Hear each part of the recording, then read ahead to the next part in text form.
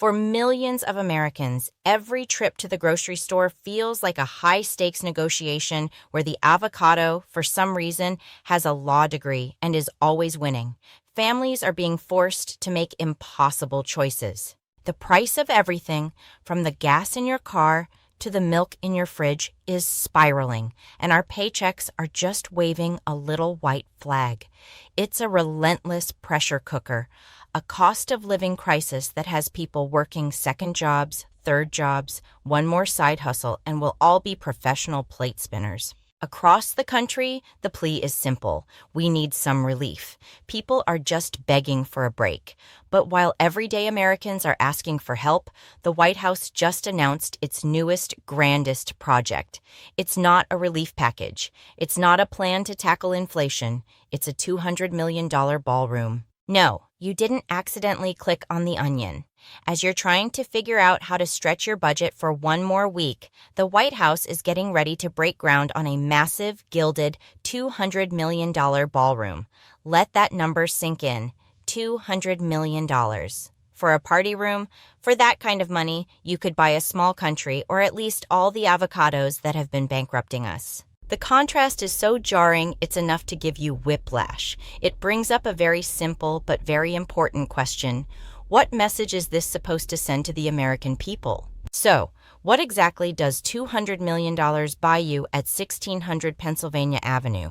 Well, according to the official announcement, this is a massive overhaul of the East Wing to build the White House State Ballroom.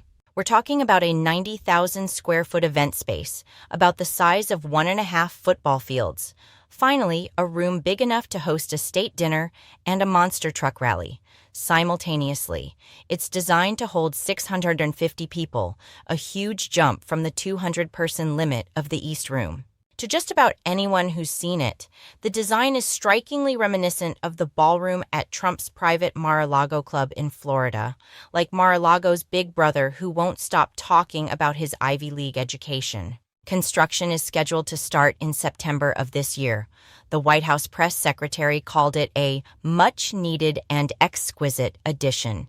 Renderings show a colossal hall with ornate ceilings, glittering chandeliers so big Sia would be afraid to swing from them, and so much gold leaf trim you might need sunglasses. Indoors. The official excuse? For 150 years, presidents have supposedly wanted a bigger event space. Yes, you can just imagine Lincoln tossing and turning at night thinking, if only we had a slightly larger room for these functions. The White House claims they're constantly forced to put up large and unsightly tents on the South Lawn. The horror, unsightly tents, a true national emergency. This ballroom, they argue, is the beautiful solution. The White House Chief of Staff praised the project, noting that President Trump is a builder at heart. He's so involved, he's already held meetings with the National Park Service and the Secret Service. One can only imagine how those went. Sir, we need to discuss security. Yes, but does this shade of gold say presidential or I own a casino? Now, the first thing defenders will say is that your tax dollars aren't paying for it.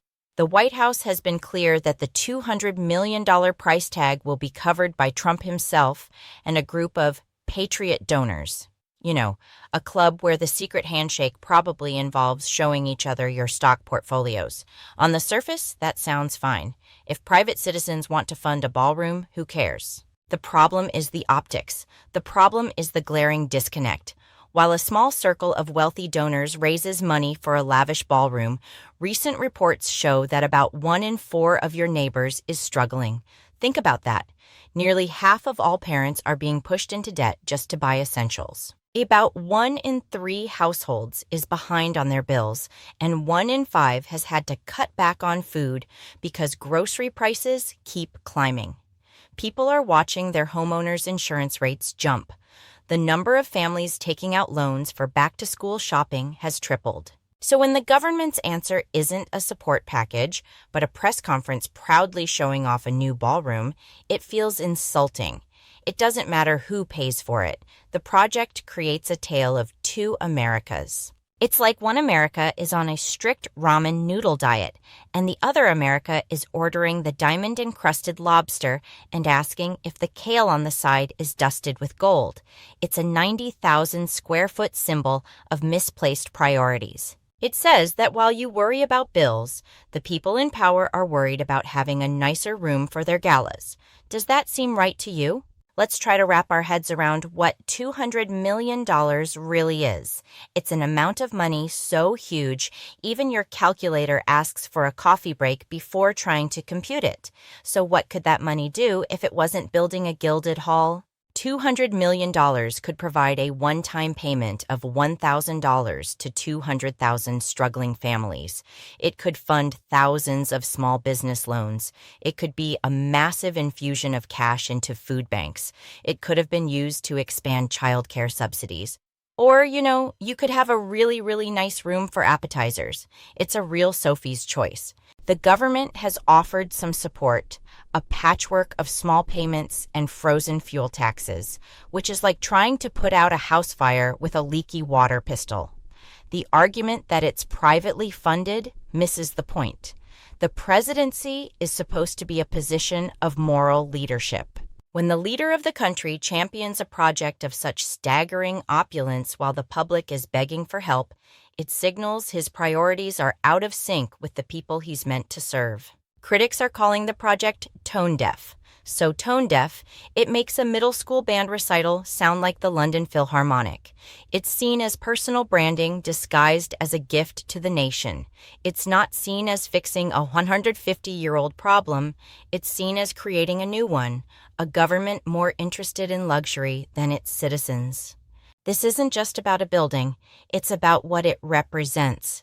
It's about accountability, priorities, and whether our leaders understand the lives of the people they work for. If this whole story makes you want to flip a table, a reasonably priced, self-assembled table, of course, then we need to talk about it. What are your thoughts? Is this a necessary upgrade, or is it a symbol of a government that has lost its way? Let me know in the comments below. And if you believe these are the kinds of stories that need more attention, consider subscribing and sharing this video. Holding power accountable starts with us. The White House State Ballroom will probably be built. Construction will begin, the gold trim will be polished, and in a few years, state dinners will be held in a shiny new room paid for by the president and his donors. The White House will praise it as a lasting legacy, a gift to the nation. But for millions of Americans, it will stand as a very different kind of monument. It will be a monument to a time when their cries for help were answered with the construction of a palace, a monument to the feeling of being completely and utterly ignored, a monument to the vast, growing chasm between the everyday struggles of the public and the insulated world of the powerful. The legacy of this ballroom won't be about architecture. It will be written in the minds of the people who watched it get built while they were just trying to stay afloat. And it leaves us all with one final question. When the people are begging for cheaper prices, what does it mean when their government says, let them eat cake in a new $200 million ballroom?